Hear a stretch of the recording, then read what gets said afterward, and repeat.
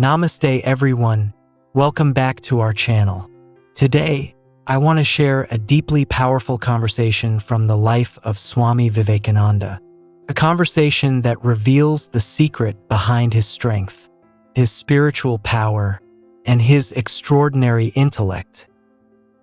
One day, Sri Priyanath Sinha asked Swamiji, "But who can ever become like you, Swamiji?" Swamiji immediately replied, "Do you think there will be no more Vivekanandas after I die?" Then he pointed toward a group of young men whom society looked down upon, men considered weak, lost, addicted, and useless. But Swamiji said something astonishing. He declared, "If the Lord wishes, each and every one of them may become a Vivekananda." Then he said something even more powerful. "If the world needs them, thousands and millions of Vivekanandas will appear." What tremendous hope, what tremendous faith in humanity. Most people judge others by their present condition, but great souls see possibility. They see what a person can become. Swamiji continued, "The work done by me is not Vivekananda's work. It is his work, the Lord's own work." In other words, Swamiji never believed that his greatness belonged to him personally. He saw himself only as an instrument of the divine. Then he gave a beautiful example. He said, "When one governor general retires, another is sent by the emperor. Likewise, whenever the world needs spiritual power, the divine sends great souls again and again." Then Swamiji gave a message of immense hope.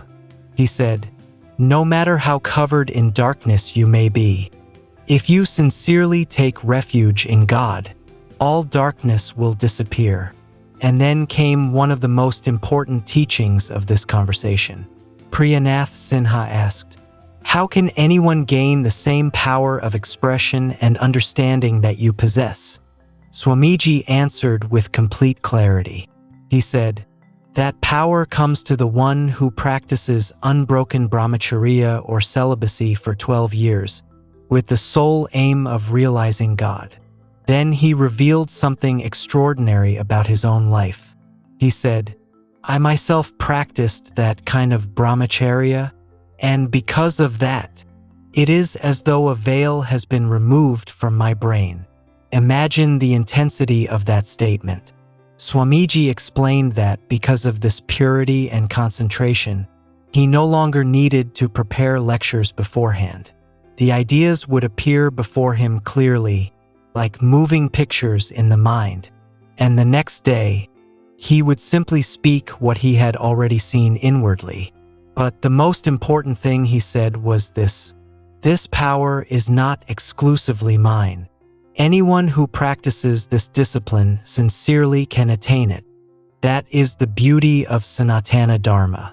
It does not say that spiritual greatness belongs only to a chosen few.